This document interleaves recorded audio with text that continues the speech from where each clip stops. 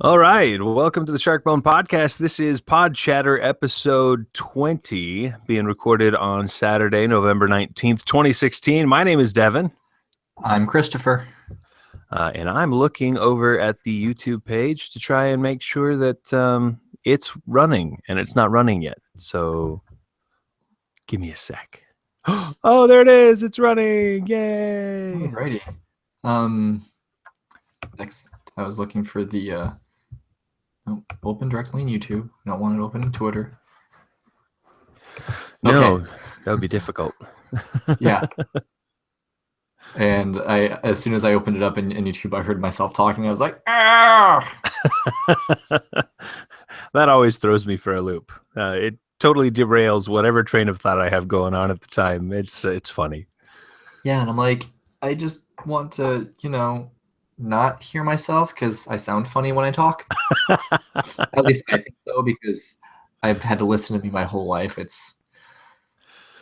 Well, I don't know how your listeners do it. you I honestly obviously don't let that mess up your podcasting, so that's good. Well, that's because I'm a professional. Ah, I don't let my personal feelings get in the way of what am I talking about? Of course I do. That's why we're so passionate about what we talk about, right? exactly. So thanks everyone for joining us. This episode is brought to you by our wonderful Patreon backers, Kentrell, Chris, Michael, Colin, Lucas, and Ricardo. You all are the best of the best. And if you, listener, are interested in backing the show as well, you can do so at patreon.com/sharkbonepodcast. And just so you know, the topic for this episode was chosen by our $5 and up patrons. So by joining the Patreon, you do get some opportunities to participate in the back end of the show, which I think is cool. I think so too. And I do have one announcement that's not related to Patreon. Chaosium announced that Pulp Cthulhu is now available for ordering a physical copy of the book. I love Pulp Cthulhu. Pulp Cthulhu is such a great source book for Call of Cthulhu. It's so much fun.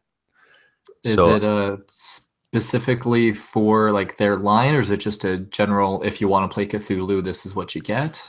No, it's a source book for Call of Cthulhu 7. It has some rules changes and things to support a more pulp game. So, more skill points to put into your skills, higher hit point totals. Okay. There are some rules changes as far as what happens when you get injured and things like that. So generally, it just fits a more pulp style of game. So instead of being in like Call of Cthulhu, where you see the big bad monster and you run away, you can actually fight this one. If you see the big bad monster, don't you usually just curl up into a gibbering ball of insanity? Sometimes. But if that doesn't happen, you run away. Usually. Unless you have a boat, and then you ram them with the boat. Gotcha. Because that always works. It put Cthulhu to sleep, so apparently has some kind of effect on the mythos monsters. Historical precedence, right? Exactly. So that's the only announcement I have. Do you have any announcements you want to throw out to our listeners, Christopher? Actually, I do have an announcement that I ran across just the other day. Nice. Paizo Publishing, who some of you might be familiar with from Pathfinder. Never heard of it. Okay, well, that's okay. You don't have to. It's still out there. But they are trying to get their fingers into the sci-fi pie. I saw that. Starfinder. And so they are doing Starfinder, the role-playing game, which currently is not slated. Let's see. Next August is when it's supposed to release, but it's quite a ways away, and they're still in the midst of testing and everything and doing what the closed beta test. So grain of salt's August-ish. So hopefully within the year, they will have a Pathfinder influence, but not a direct. It's not just going to strip away wizards and put Force users in there. They say it's going to be inspired by Pathfinder, but it's not going to be directly Pathfinder compatible. So it might be a little less crunchy and more fun. Who knows? but it's something I'm definitely interested in. I'm very curious to see what they end up doing with it. The what I read, it's going to be set in the Pathfinder universe, Galarian. Right. It's going to be set in the far, far future where the actual planet of no, I think it's the gods have no, Galarian has just disappeared, and no one knows why, not even the gods. And so there are things that are going to be pretty wacky in that game that I'm excited to see. I'm excited to see what they do. Yep. If they, I like D&D 3.5, and Pathfinder did some nice things with the rule set, but I've never actually really played it. Mhm. So I'm curious to see what they do sci-fi with it. Yeah, it'll be interesting. Yeah. I At the just very hope it's. least, it might have some great ideas and great Oh setting yeah, to strip out to use with another rule set I like better if I don't like what they have written there. yeah, and it's almost enough to encourage me to finally get off my ass and write my own sci-fi setting that I've been wanting to do for like, 12 years or something. Do it! Yeah, I need to find a job first. Well, it seems like if you don't have a job, that's the perfect time to write. No, because I'm spending all of my time looking for a job, so I have no time left over to write. That's very true. That's very true. You do need to get a job. New city, new house, all that jazz. Yep. Cool. So, Christopher, how was the Catacon?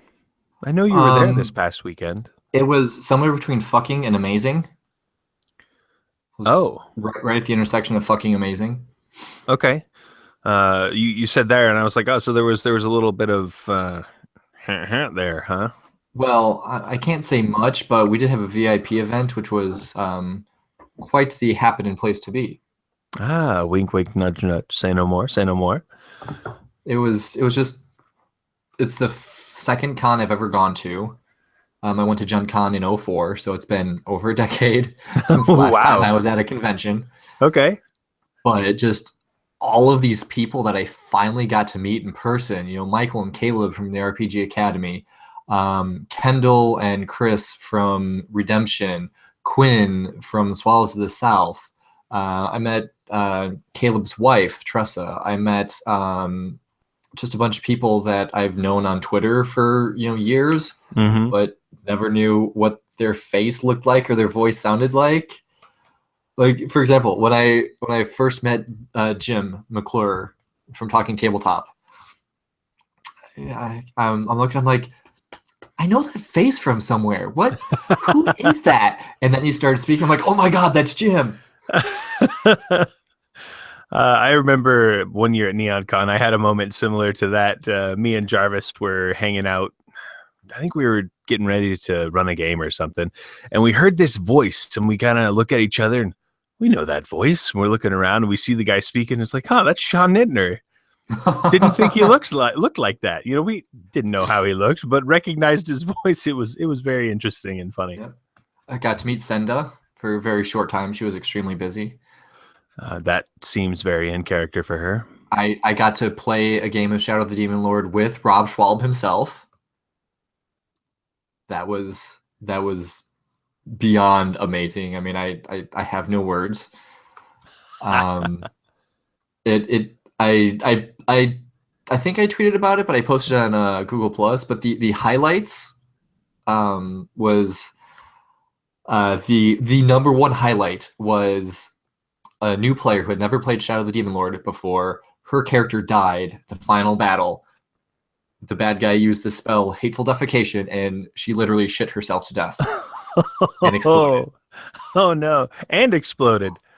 Yes, and exploded. Now Got to I'm play a flashing game back.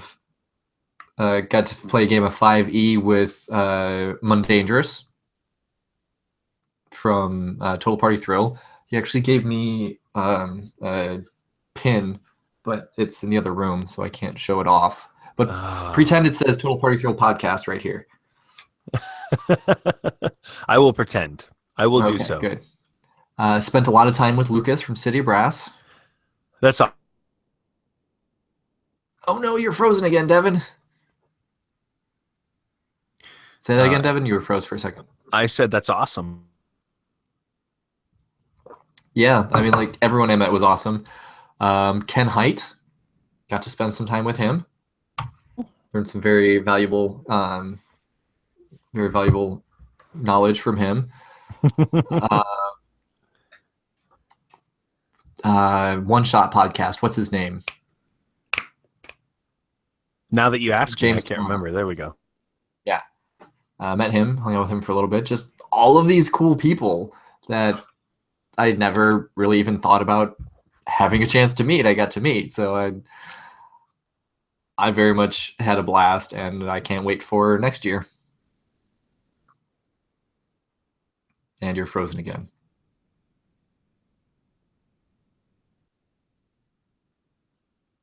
And still. Oh boy.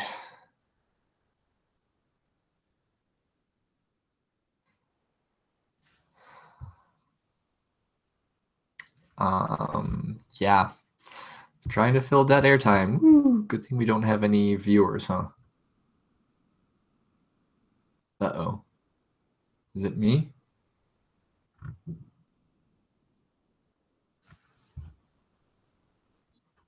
Shoot.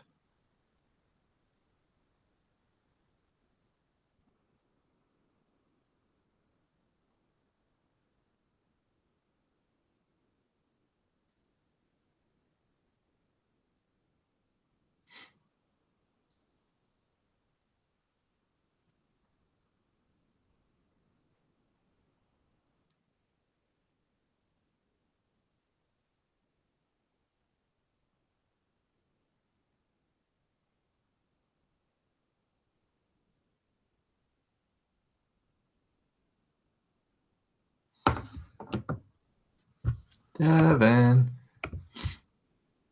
Oh my gosh, I'm back on the air. Okay. This is awkward.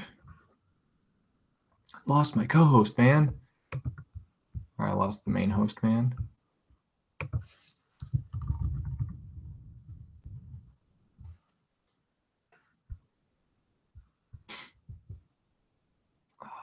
Thankfully, no one's watching because this is quite sucky.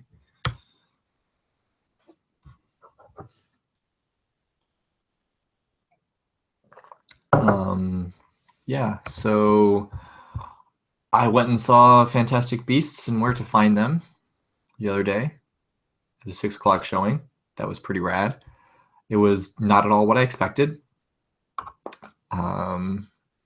I was kind of expecting more of a Jumanji type thing, and it went a little bit more serious than that, which is fine. I wasn't quite sure what to expect, to be honest, so, didn't have high expectations, didn't get disappointed at all. Had some really cool trailers in the beginning. Apparently there's a lot of really good movies come out in the next few months. Will Smith is putting out another movie that actually looks good. It's about time. Hey, Devin's back. Hey, I'm back. Might be time to upgrade that goddamn modem. Yep. Or maybe upgrade your internet connection so you can do things and your son can do things at the same time. Well, I'm already spending $75 a month on internet as it is. I think I'm upgraded enough. Yeah, I think so. I was just talking about I went and saw a movie on Thursday, trying to fill dead airspace. Oh. So what movie did you see? Fantastic Beasts and Where to Find Them. I thought that might be it. Yep. Looks like a good one. It was really good. It's actually almost standalone. I mean, if you haven't seen Harry Potter, then you're missing a few of the minor background things, because the movie is told from the perspective of the British guy, so he has a lot of the Harry Potterisms, and in America they use words and things. In Britain, you have Muggles. In America, you have No-Maj, the no magical talent people. Okay. In Britain, you have the Ministry of Magic. Well, in America, there is a Congress with a president instead of a prime minister. So with the main character being British, there's a lot of Britishisms and throwbacks to the original Harry Potter. But if you don't know anything about the story, it's not like, Harry is mentioned, because this happens in the late 1920s. Okay. So Harry's not a thing. Voldemort's not a thing. Hogwarts is mentioned, and one of the Americans, they were talking about whose school is better, and he's like, Hogwarts, obviously. And the American chick is like, what, hogwash? It was great.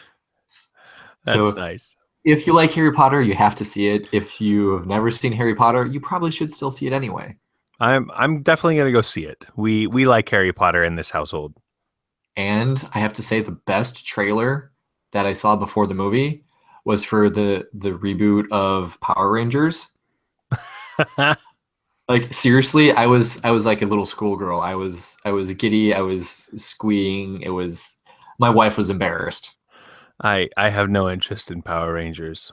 and she was like, None at "Stop all. that!" I'm like, "No, I can't. I literally can't stop." It's that amazing. I would do that if we got a new Stargate trailer, but sadly we're not going to. Word on the street is that the reboot is not going to happen anymore. Oh no, that's so disappointing. Yep. Expected, but disappointing. Yeah. Yeah, and the headline made it out to seem like it got canceled because Independence Day Resurgence did so crappy. But I went and I read the article, and basically it was the guys who were putting it together saying we were thinking about it and we were getting everything put together, but then we realized that what we're doing is way different than what the fans want, and we decided that the fans would probably reject it, so we're not going to do it anymore. I was like, oh, you Bummer, wusses. right? Just do it. Do it now. Do it now. All right. So I think we are at the time where we can finally get into the topic for Yes. today. Topic time. Topic time. The topic for today is how to be a better player. No, that's not it. It's being a better player. That's Yes. what it is. And The active verb, not the passive verb. yes. Yes. And we're not doing how-tos. We don't No. say this is how you do this. No. We're going to discuss being a better player because being a better player takes work. It does. It's almost as much work as it takes being a GM. Almost. Almost. Not quite, but almost. So, what are your thoughts, Christopher? What's the first step to becoming a better player? Besides GM bribes. Well, besides GM bribes, okay.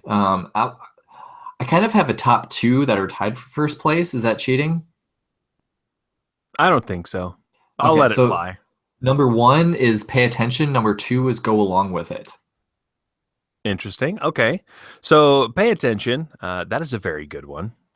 I thought so. You got to know what's going on in the game so Right. that you can actually have your character do meaningful things in the game. I like that one. Pay attention is very good. And pay attention, I guess, should be number one, and then go along with it should be number two, because pay attention is more than just during the game. Because if, I don't know, say your GM is using City of Brass and they're putting up wiki entries or last time on recaps of the last session or whatnot. Yeah. Read them, comment on them. If you guys have a message board that you use, or if you guys do emails between sessions, pay attention to those and be a part of it. Participate. Don't just be like, oh, okay, the GM's emailing us. This is important. Cool. You should reply and be like, awesome, GM, thanks. Or, GMs, if you're sending out emails, be sure to have a call to action at the end. Mm-hmm. Instead of just saying, hey, here's what happened last time, or here's what you guys discussed. It's here's what happened last time. Here's what you discussed. Where do you want to go next? What do you want to do next? This person, player B, Bob, you were talking about having to go visit your brother because we wove him into the plot and he's might become an important plot point. Do you want to continue with that, or do you just want to leave it alone? Have a call to action so your players so it's easier for the players to respond, as opposed to, hey, here's what you guys discussed. Here's what happened. And that's it. Yeah. It's also okay to be very busy as a player. And so if you know that you're not going to be able to dedicate much brain space to this kind of stuff outside of the game sessions, just let your GM know that.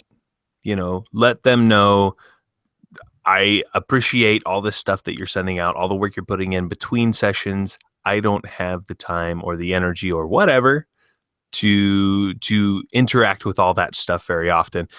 And, let them know so they know. And then you can also every now and then chime in on something, send an email that takes you all of 30 seconds to say, hey, yeah, cool, I like that idea. And then everyone knows that you've bought into it as well, which is nice. Mm-hmm.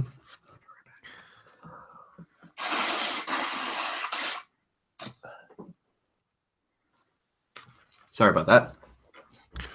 It's all right. It's winter time anyway, almost. It is. It was 34 degrees this morning when I woke up. According to the weather, we got down to like 39 last night, which is crazy. I was wearing shorts 3 days ago. Anyways, so my very first point on how to be a better player is make and play a character whom you really enjoy and want to experience their part in the story to come.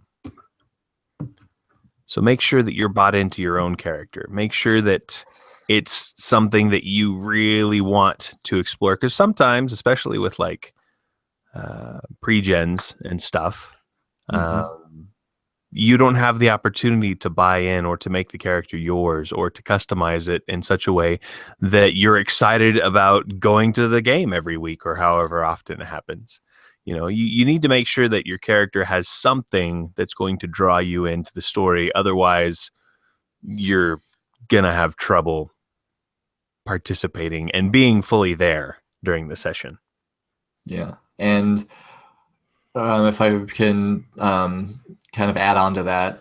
Of course. Is just because you were super psyched about a character when you started, later on, maybe not so much. Don't be unless it's extremely unlikely that it could happen. Don't be afraid to ask your GM, "Hey, can I bring in another character? Try something else. I'm not really feeling it." Oh yeah. As long as you're not doing the Voyage on the Unending Sea and you have no chance of any other encountering any other characters, then usually there's a good time or place for another character to come in. Especially if it's just a background character. You'd be like, hey, this character that I've been interacting with seems really cool. I want to play them for a while instead. Because I am a self-proclaimed altaholic. I alternate between characters quite frequently, which is why I like to GM, because that helps scratch the itch of playing multiple characters. All right. But I've done that a few times and just always talk with the GM, be like, hey, I'm not really digging it with this character, or maybe the GM comes up with a house rule that completely nerfs your build or whatnot. And you're like, this character isn't any fun anymore because of what you did, and I know why you did it. So instead of telling you you're dumb, which you are because you broke my character and he's mine, you can just be like, yeah, because this changed, my character's not fun anymore. I'm going to try this instead. And most GMs will be like, okay, we can work you in. Maybe not next session, maybe not the session after that, but we'll get it. Yeah. Yeah, that's very good. Communication between the player and the GM. Communication is a two-way street. So a lot of times when we're giving GM advice, it's like, talk to your players. I think that's going to be a major theme for player advice as well. Talk to your GM. Our hobby is very social. It involves people sitting around a table talking, or in front of a computer and talking to each other. Yes. So when things don't go exactly as you excuse me, I guess I'm talking too much. If things aren't going awesome all the time, talk about it. Exactly. So the next bit of advice I have for being a better player is you need to make sure you know how to do the things your character can do.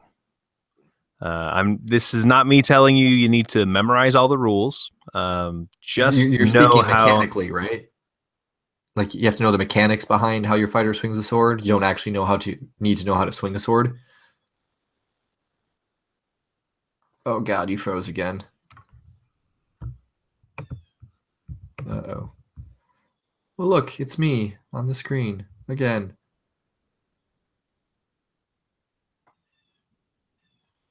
Oh boy. I do believe it is time for you to upgrade your modem, Devin.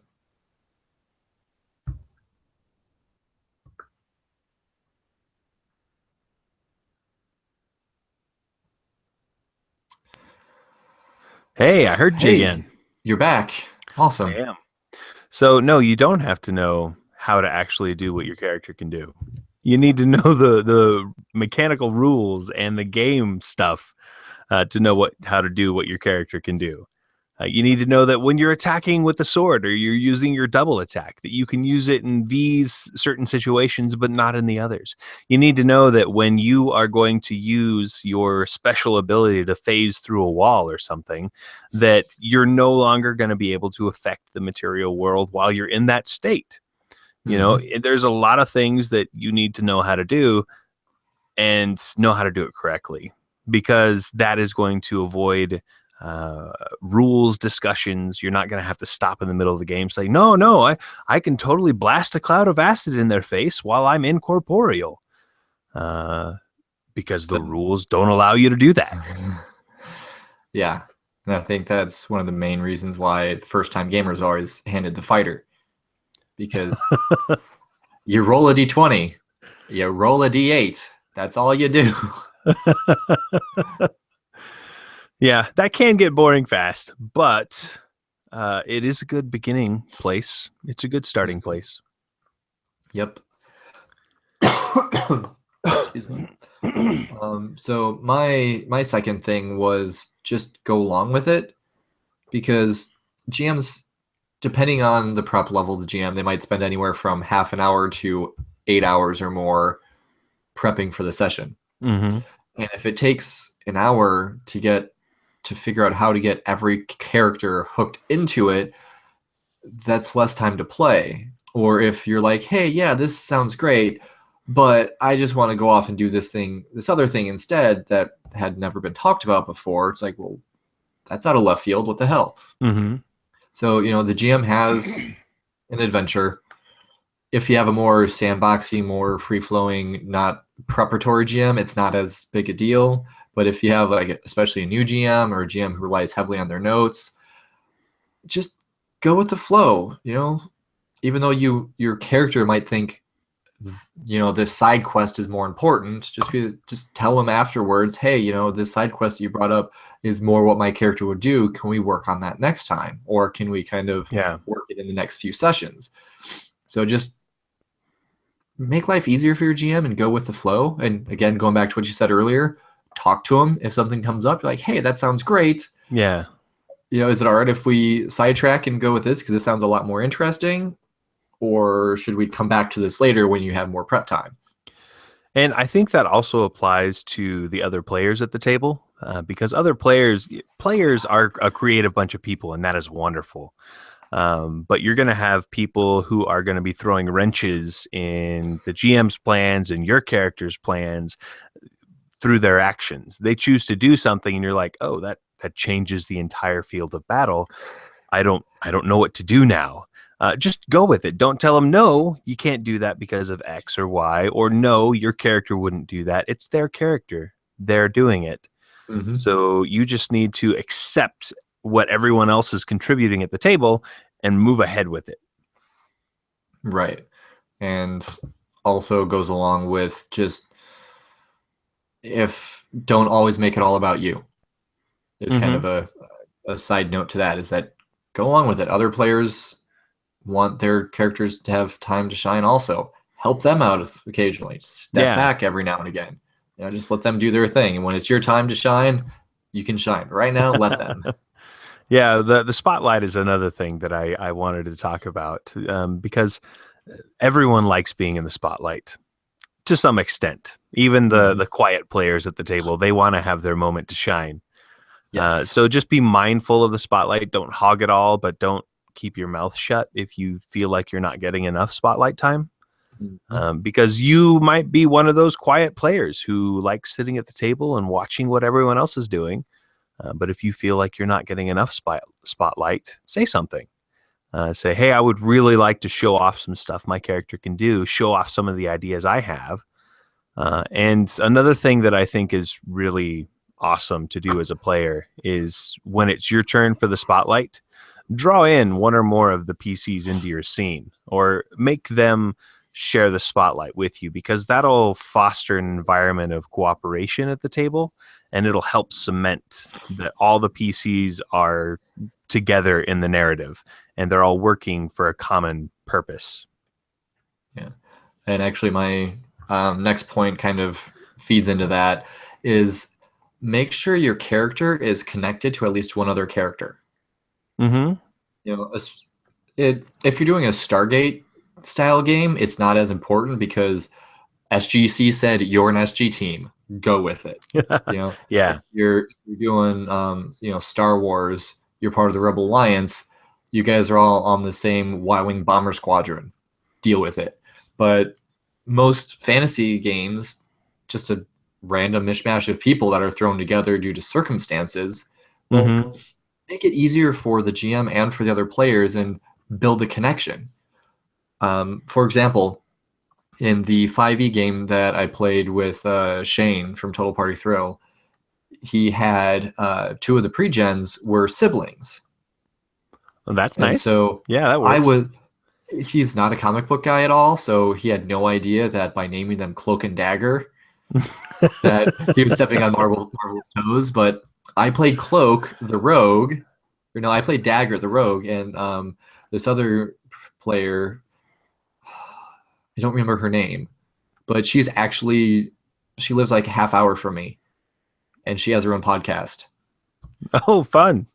So after the new year, we're gonna get together and start gaming. So I will almost have a local podcast. Hold on, That's awesome.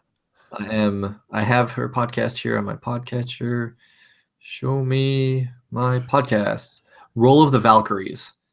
It's an the Valkyries. all women's group of players playing Apocalypse World.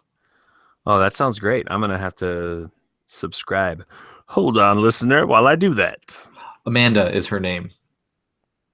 So she was playing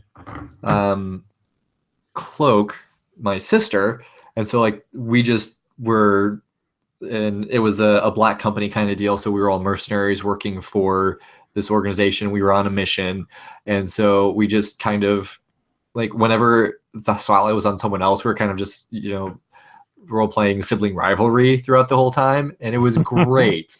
Like I didn't know this woman. It was the first time I met her.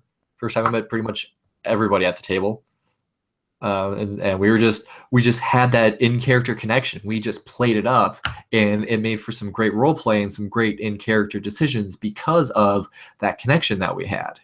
And granted, we were part of a mercenary company, so it was all, hey, you guys are thrown together because of, you were the higher up said you're a mercenary group. You're a 5-man squad, I think we had.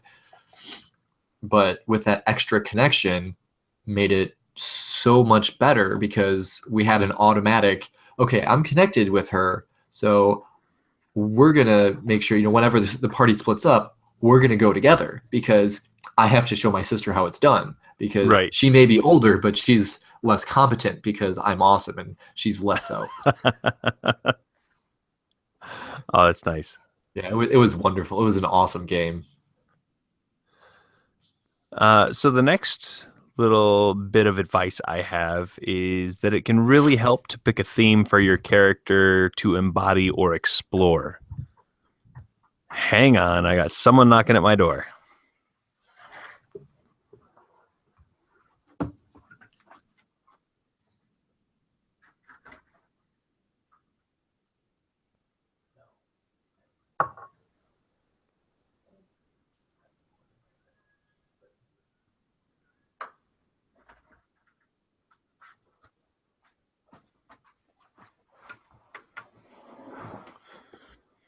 Alrighty. I found a coconut at the grocery store this morning, Mm-hmm. and my son has been saying he wants to try an actual coconut for months now, so he's super excited. And so I open the door, and he's got the coconut in his hand, and he's shaking it, listening to the coconut milk inside. He's like, "When can I eat it? When can I eat it?" Nice. Like, later, bud. Just wait, almost done. So yes, a theme for your character to embody or explore. And I did this once. I did it once upon a time, and it was horrible and great all at the same time. I made a character game a long time ago, and I made that character to explore racism. So I decided that my character was racist against ghosts, and in Orpheus, some of the player characters can be ghosts. So he was a horrible person, and I learned a lot about that and about him while I was playing that character, and he created a lot of good and frankly bad drama at the table. So on the whole, it was a positive experience, and we all still have stories about what a rat bastard that guy was. Nice. And I learned a lot while playing that character, and he was super interesting to me all the time because there was always conflict happening around him. And if you want to create interest in a role-playing game, you got to create the conflict. Right. Because the conflict is the heart of the story. Yeah. And you don't... Sorry, go ahead. I was just saying that when you're role-playing, you're usually the question you're answering is not will they overcome the conflict, it's how will they overcome the conflict. Because without conflict, you're just sitting around a table telling stories, which could be fun, but well, you're role-playing. Your role-playing character is sitting. You're sitting around the table telling stories about people sitting around tables telling stories. You're not actually doing the stories, which is kind of boring, I think. And you got frozen again, Devin.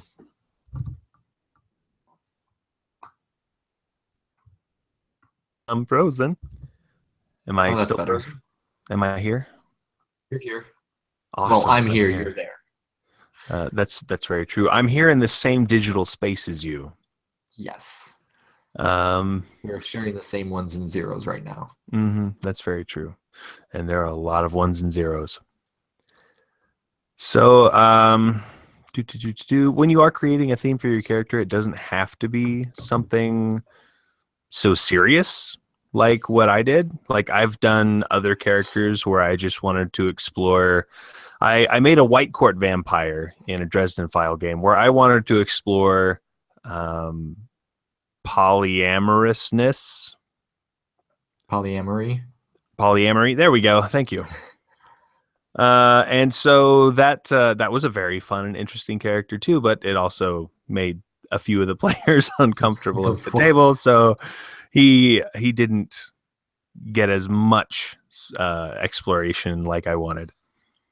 But yeah, you can explore fun things like what it's like to not take responsibility for anything, what it's like to not have any adult responsibilities, that you just float from couch to couch with your friends and you just, do whatever you want. You don't have the other adult responsibilities. There's a lot of things that you can explore with a character. Yep. And one of the really easiest themes to explore with a character is a character of the opposite gender. What's it like to be a woman? What's it like to be a man? That's why we play elves and dwarves and tieflings and dragonborn instead of humans, right? I mean, we play humans because they get a bonus feat, but we play the other races because I'm not a 7-foot-tall dragonkin. I do not have a tail. I have not been alive for 180 years before I even started adventuring. What's it like to be a vampire? What's it like to hunt vampires? Exactly. It's all a bunch of what ifs, and you just have to decide which is specific that you want to deal with at that point in time. What have you got for us next? Another thing is to just I know we say this a lot, but don't be a jerk. Okay. I prefer the Bill and Ted version. Be excellent to each other. Right. Because I'm sure everybody's gamed with that person that guy, that gal, the drama queen, the everything's about me, the spotlight hog, the whatever, that one player that you didn't want to play with again, but you kind of felt obligated because they were your friend at Yeah. the time and you didn't know any better than to kick him out. Instead of kicking him out, you just kind of said, oh, we're going to start meeting at a different day, different location, but not tell that person and just say that the game died. Don't be that person. Nobody likes that person. So you will be invited back to more tables if you're the pleasant person as opposed to if you're the jerk. That's very true. Also, if you do have that person at your table, communication. Talk Communication. to them. Yeah. Tell them, hey, I've talked to some of the other people at the table, and we think that this is happening. You're hogging all the spotlight, or you're stepping all over every.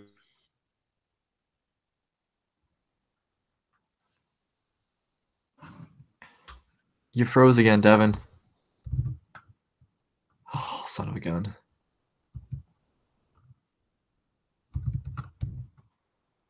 That's not a good sign.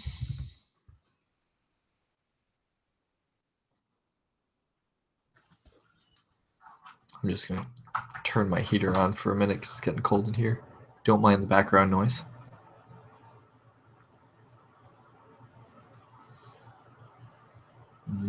Hot air. Alrighty, Roo, Devin. Anytime now, buddy.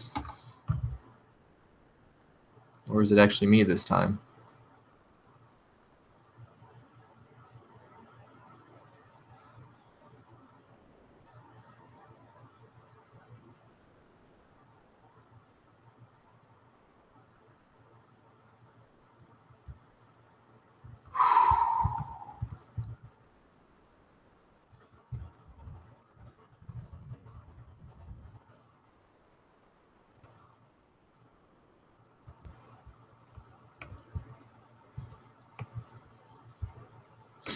Am I still live?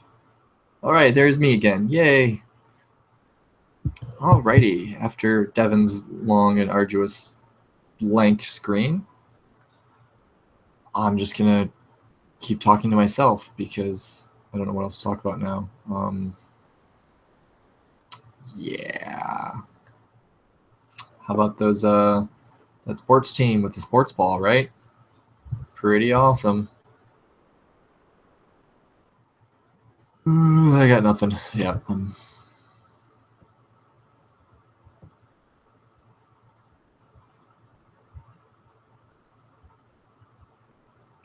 I just wish I knew whose internet it was, mine or his. Because mine's not the greatest.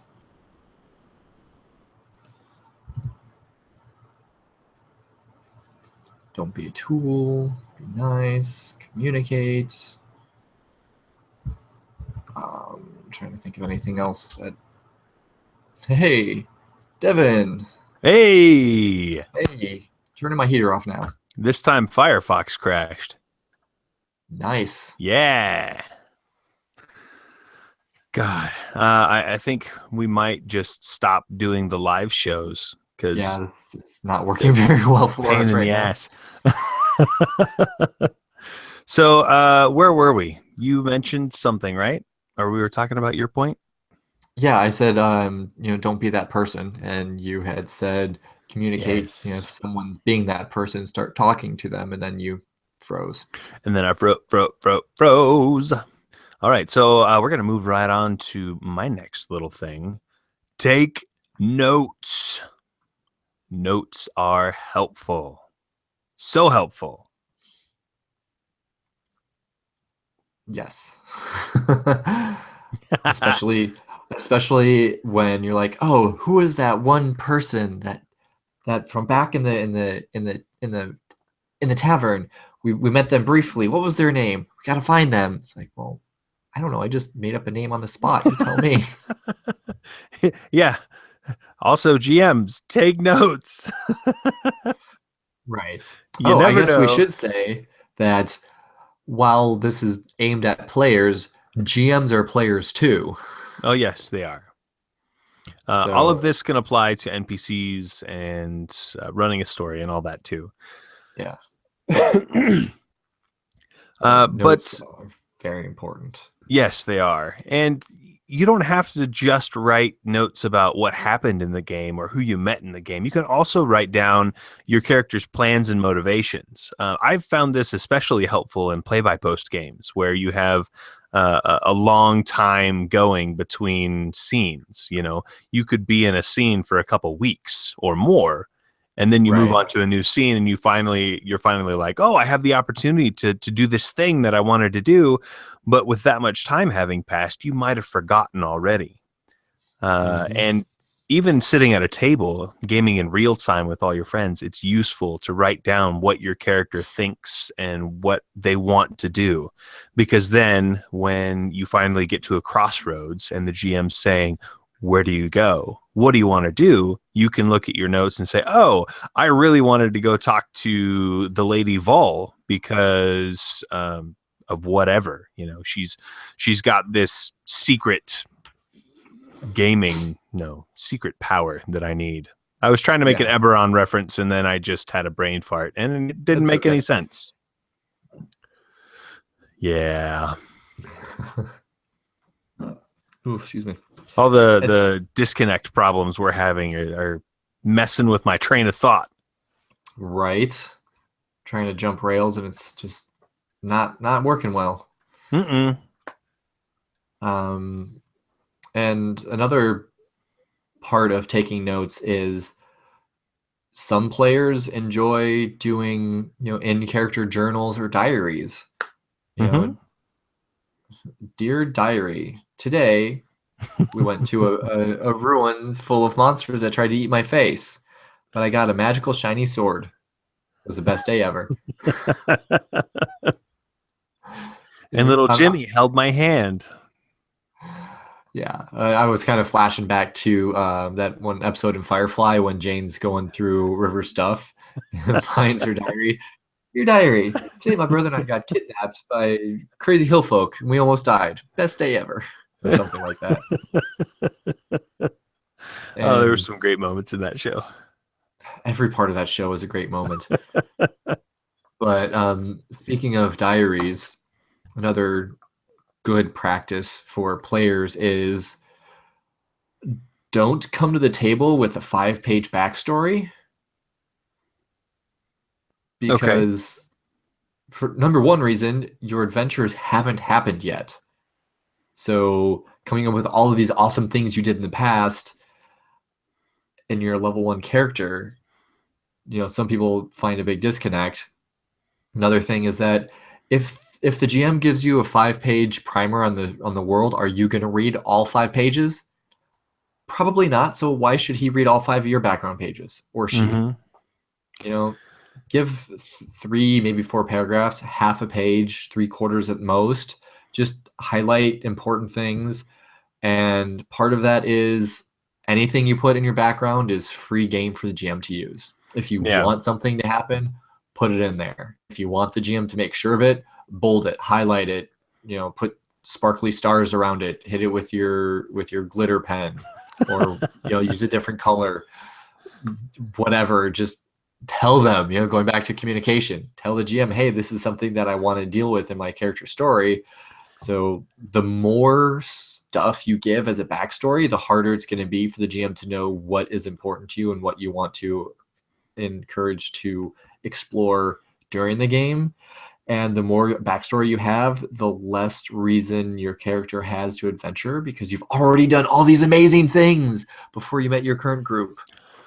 I'm going to agree with you with a caveat. Okay. Don't come Figured to you the would. table. Yeah, don't come to the table with a 5-page backstory expecting everyone to read it.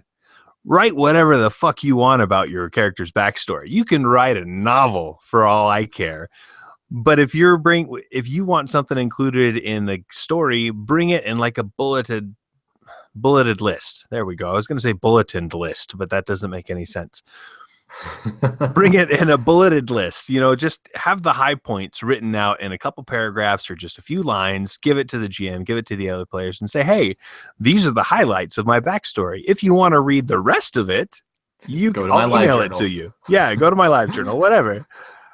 Because I I love writing stories about my characters, and a lot of the people in my group like doing it too. Like for a few of the games that we've had in the past, nothing really recent, mainly like werewolf games or something like that. We would all be writing stories and sharing them about our characters in between sessions every week, and that was so cool. I love doing that, but that shouldn't be a mandatory part of the game, I think. Right. Unless you're playing that style of game. If you're playing like a play-by-post game, it allows for that kind of stuff. Yeah. Because Or if you're only playing once every month, every month and a half, you have a lot of downtime, then you're probably going to do a little bit of in-character role play or, writing or whatnot between sessions just to keep the momentum going. Yeah. So write whatever the hell you want. I think that's great. I think that's awesome. It helps players get into their character's head. It helps everyone else see how that player envisions their character. But if there's something that people need to know about your character, make it a short list so that everyone can read it in 2 minutes. Cliff Notes version. Exactly. Yeah, that's a very good point. Write whatever you want, but only bring the necessary stuff to the table. Mm-hmm. So one of the things that I've got that's related to that is to pick a quirk or personality trait for your character and stick to it. And so developing these quirks and personalities, they're very easy to do when you're writing these long stories about your character.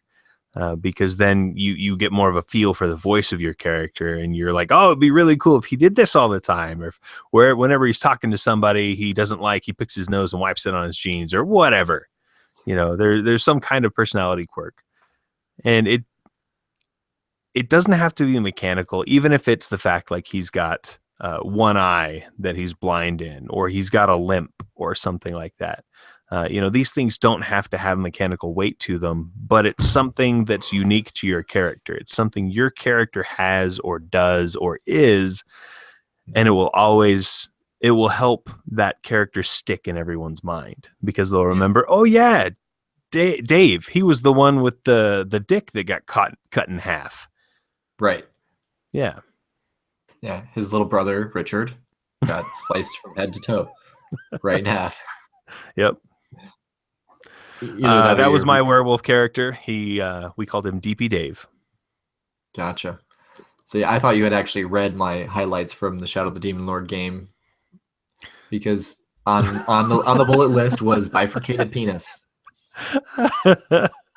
There was an orc who had sliced his penis in half and nailed each half to the respective thigh. Wow, he did it to himself? Yeah. Ouch. I mean, his buddy had like bird cages on his nipple rings that had little dolls, a little boy doll in one nipple cage ring and a little girl doll in the other nipple cage ring. So, Wow. I seriously need to play this game. I need to buy this game. I need to read all of it. I need to run this game. I need to play this game. You need to play this game with Rob Schwalb. He does it amazing. Yeah, well, I mean, he designed it, so it's going to have that in the book. It sounds like fantasy. I will truly dig. Yeah. Well, it's fantasy. It's horror fantasy. Mm-hmm. I like horror. And you like horror, and you like fantasy, so it works. Indeed. But back to the topic at hand. Yeah, I think we've talked about bifurcated penises enough. That's true. And if anyone wonders, am I kidding? There's never enough bifurcated penises. It's just one of those things you can never have enough of. But my next point for being a good player is steal liberally. Because like you said, choose a personality quirk or something that makes your character unique. Find someone in your favorite TV show or your favorite movie or your favorite book to model your character after, even if it's just one thing. Mm-hmm. For example, if you have a character who likes to tinker with things, and so you're basing your character off of Rocket Raccoon, or if you have a character who is, you want to do something the opposite, go Jane from Firefly. He's dumb. He's almost loyal, but he's greedy as fuck. Yeah, he is. So as And he long as the names his very money's favorite guns. Yep, and he names his guns. Take something like that. If you're doing a mercenary game, be the greedy one. Or if you're not, just like, even if you're doing a fantasy game, your short sword has a name, your long sword has a name, your shield has a name, each suit of armor you have has a name. Take an archetype or stereotype. Not a bad one though. Don't be the racist or the sexist or any of those ists. Don't do a bad stereotype, but choose someone from literature that you thought was a cool character and take one thing from it. For example, in the play-by-post I'm in right now, I'm playing. The GM is running us through Horde the Dragon Queen, and so my elf character, she used to be part of the dragon cult, but she escaped, and her entire family died before she could escape. And so what we ended up deciding was they came in, brutally beat everybody in the family, set the house on fire, and left. And so my character escaped, but half of her face is just so scarred. And so her personality trait is whenever she talks to someone, she has her head down low and her hair covering the scarred part of her face. Right. Which I totally stole that from Laurel Hamilton, her Anita Blake series. One of the characters, the vampire, was back in the day in Europe, in the 1800s or something. The church was trying to purge the demon from him and was pouring holy water down him. So the entire side of his body is burned from holy water. And that's what he does. He hides what he considers his scars and his ugliness, because vampires are all pretty and inhuman, but he's got all these scarrings. So that's what he does. He has hair long enough to hide the scars on his face. And so I was like, I'm going to do that. That is a really cool character quirk, and I am stealing from that whole cloth. And you froze again. I talk too much.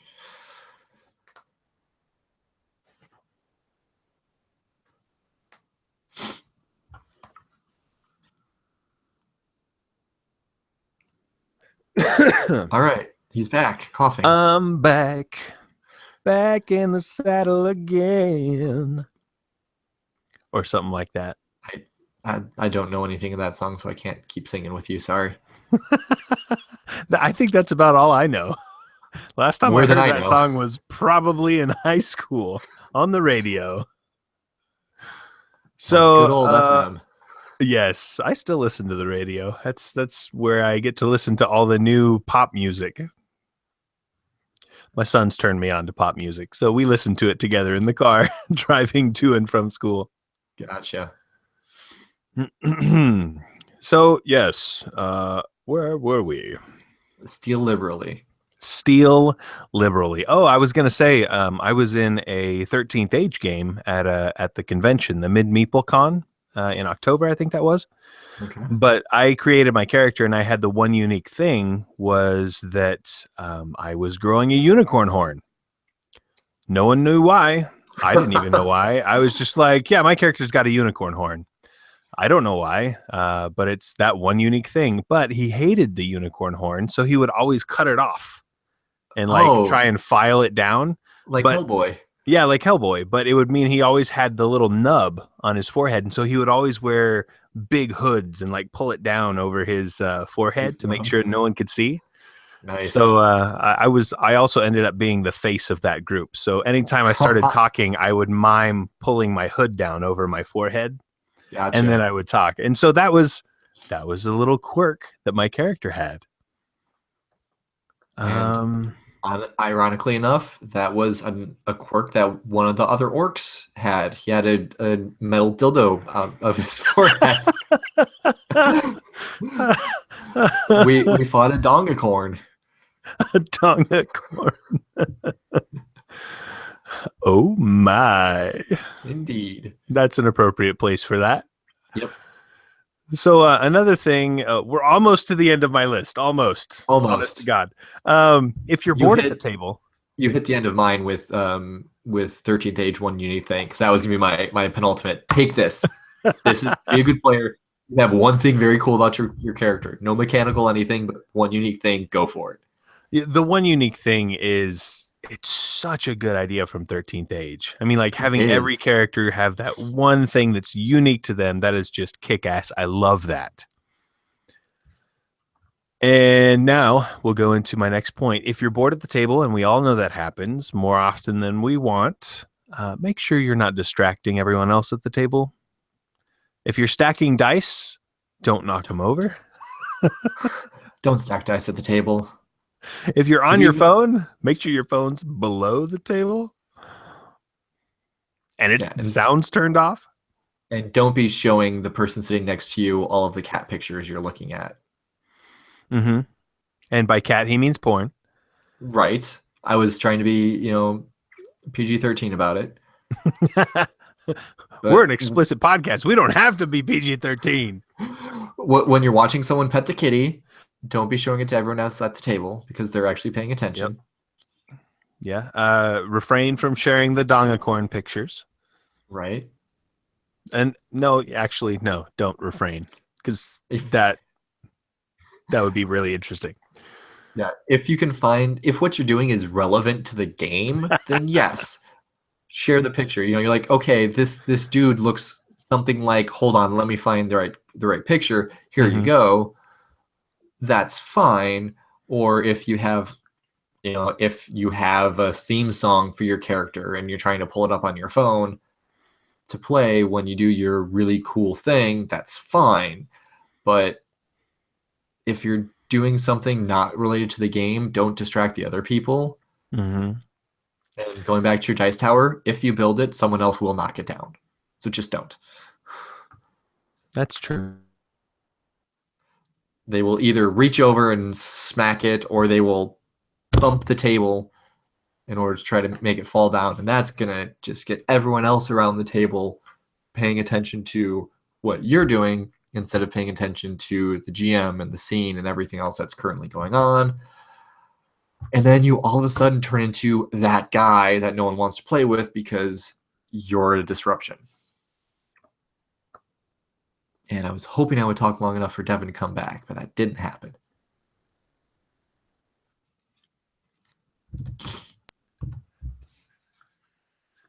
And he's back. I'm back.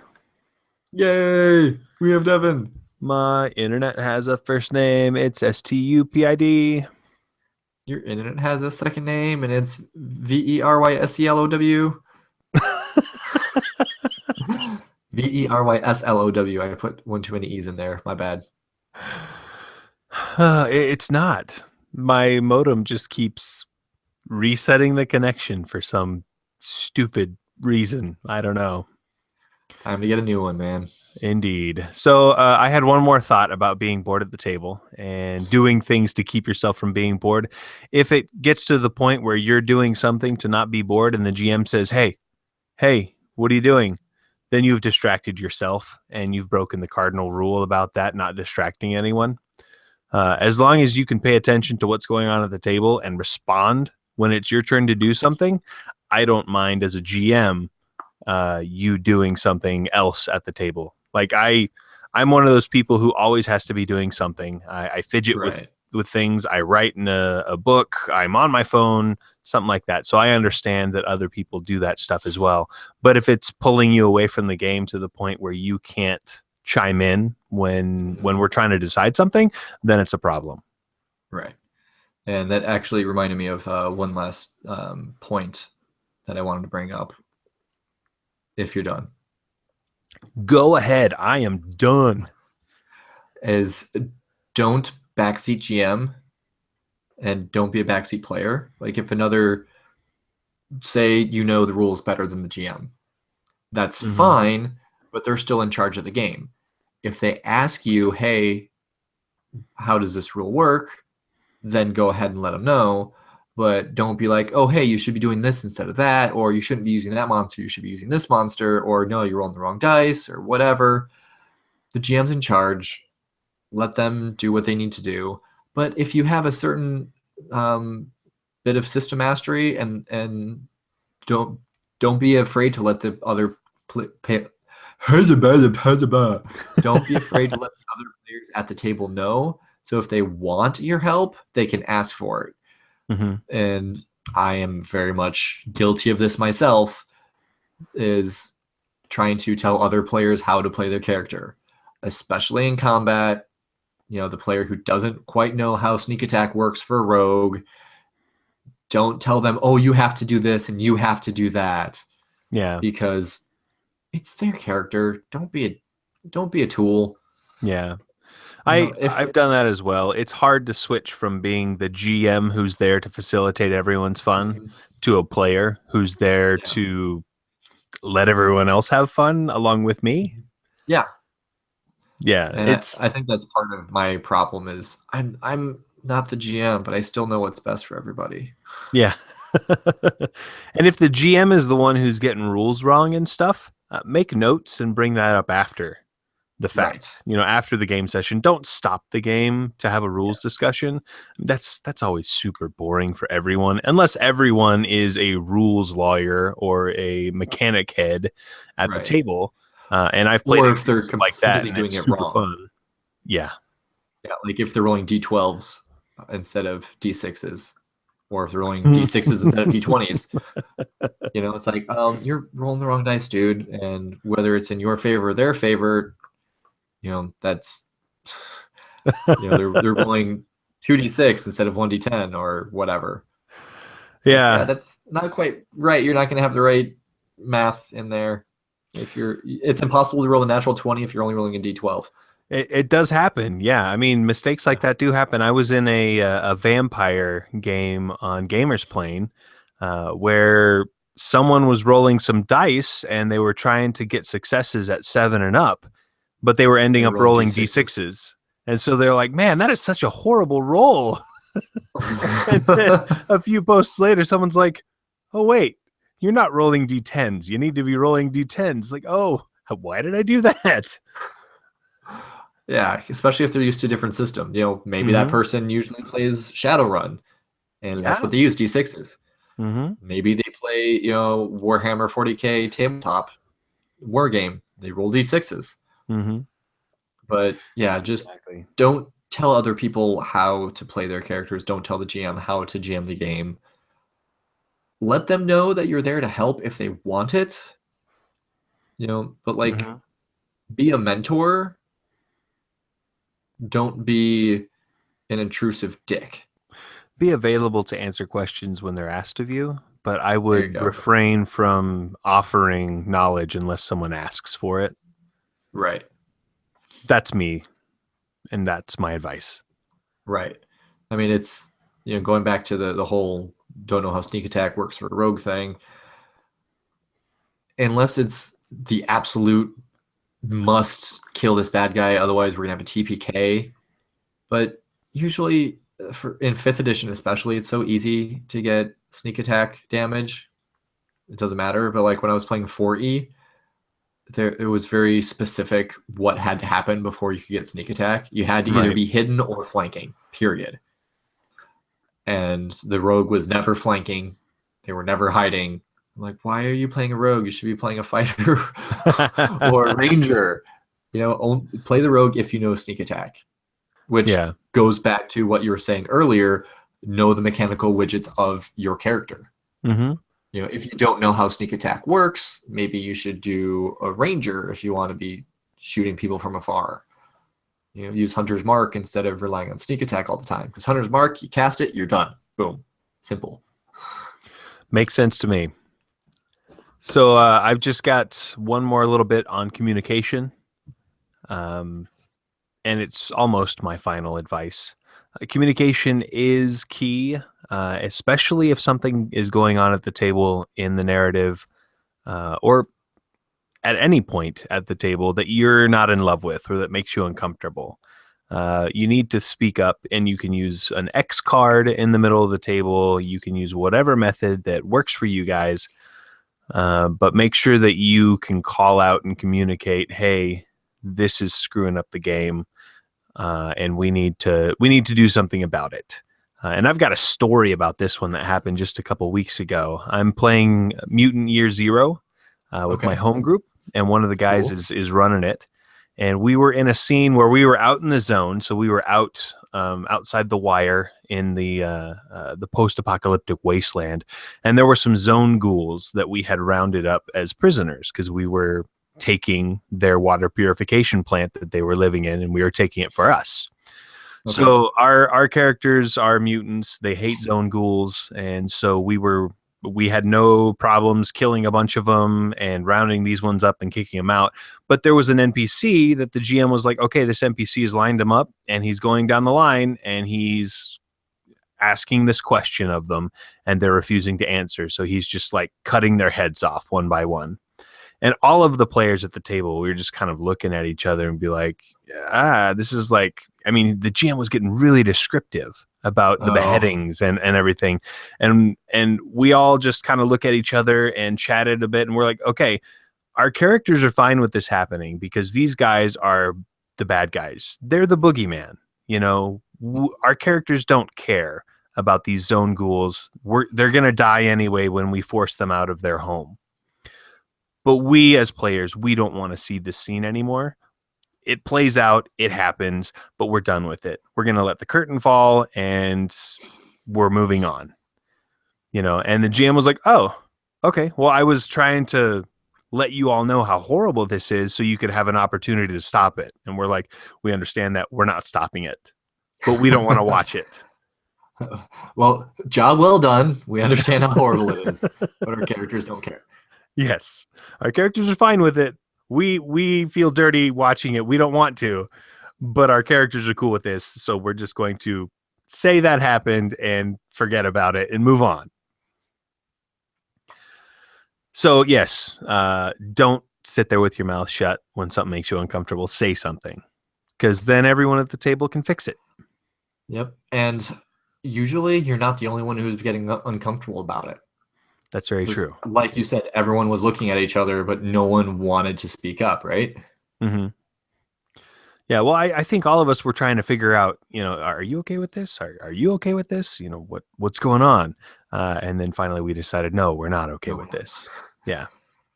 Yeah. And my final bit of advice is remember to have fun. That's what we're all here for. Right. Don't get into fisticuffs with the other players. Enjoy it. Don't flip the table. Especially that. Especially if you're playing Dread. You got the Jenga tower there. You all die! Yeah. And that also brings to light, if you're not having fun, talk about it. Change it. Mm-hmm. You know, get a different group, whatever it takes, because bad gaming sucks. It does. And like a Hoover. Bad gaming is almost worse than no gaming because you'll leave feeling drained, feeling like you've been cheated, you know, and it'll start to chip away at your love for the hobby because you're participating in the hobby and you're not enjoying it. So why would you keep doing it? Exactly.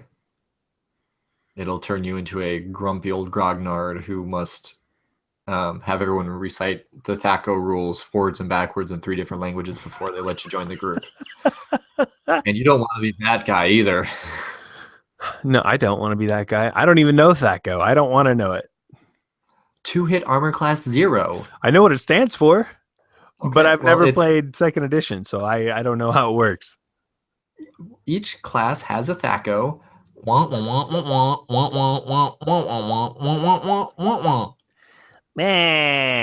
was my best. Exactly. Snippy. There you go. That's pretty much, yeah.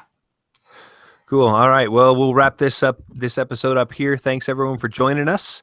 I do think we're going to revisit doing these live episodes. We don't get any viewers anyway, so we'll probably just go back to recording and releasing audio only. And that will hopefully resolve all these connectivity issues we're experiencing. Hopefully. So anyways, thanks for that. With that, I'll just say good day and join the frenzy. Have a good one, y'all. And remember, always check for miscommunications. Yes. Yay.